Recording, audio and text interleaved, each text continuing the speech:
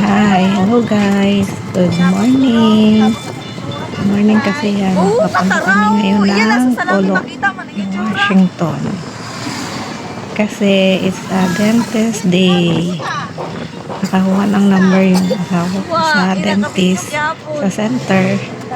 So, ngayon na yung time na magpapabunot yung anak kong lalaki.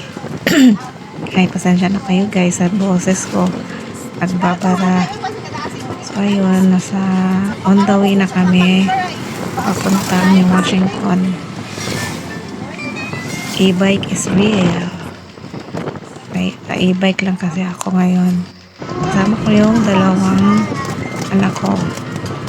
So, siya yung nagbibidyo, yung anak kong panganay. Binibidyohan niya yun.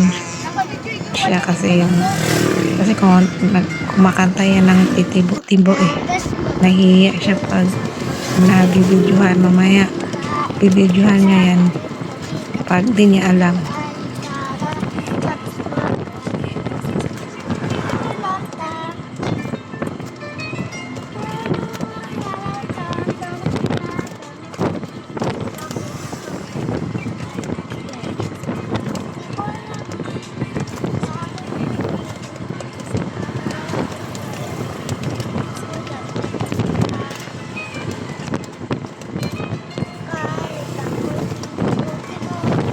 So, ayan, di ba?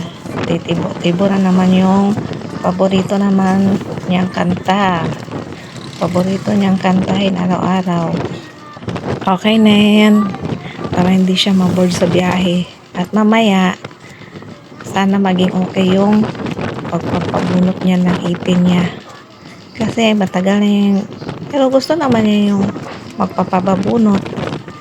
Siya nga yung nagpapa-remind na magpapabunot na daw siya. So, ayun nga, habang wala pang pasok kasi semestral break nila ng 1 week, yan, na siya. Habang wala pang klase, magpapabunot siya. So, diba, para makafocus na siya sa klase. Ang dami kasing nasira ngipin niya sa harap. Hindi naman sumasakit, pero ang daming sirang ngipin sa harap at tumutubo na yung sa likod. Ewan ko kung mag-aayos pa. Tanong namin sa dentist mamaya. So habang nagbibiyahe kami, kumakanta siya dyan, binibigyan siya ng ate niya.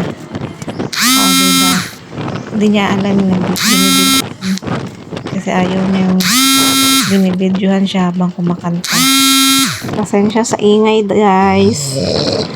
So ayun na nga, patuloy pa rin kami nag-drive papuntang Polo, New Washington. Pero dadaan muna kami sa center para makahingi ulit ng isa pang number kasi isang number lang nakuha ng asawa ko. Dalawa sila, pinaka-check up ko yung isa kong anak na babae, yung ipin niya. Yung naman yung ngipin niya, nagmamaga. So, ayun na nga, nakarating na kami ng Polo. Nasa clinic na kami ngayon. So, ayan, nauna na yung isa kong anak. Plaster na siya doon. Yan. Actually, dapat sana pabubunutan ko yung sira niyang bagang. Yun, tapos na chinek up na lang siya. So, ito, siya yung sumunod. Siya yung binunutan na lang ng ngipin.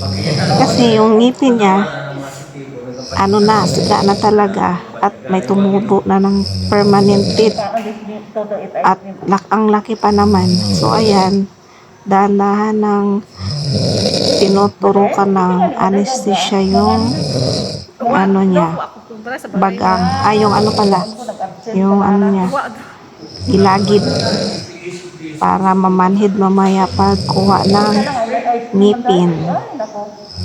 So far, so good naman. Di naman siya pumiglas.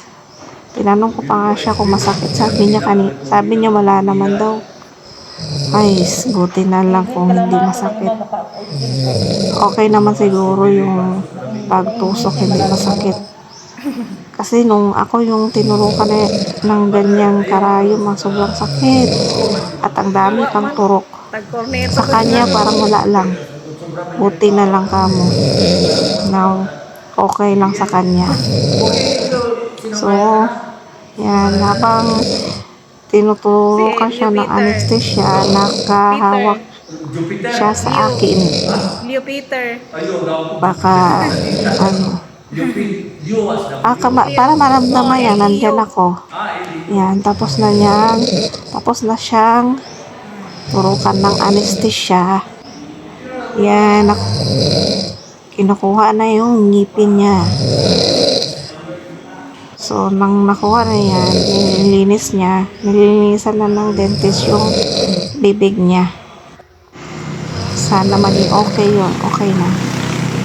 So, pagkatapos niyan, nagpapabili na siya ng ice cream. Silang dalawa.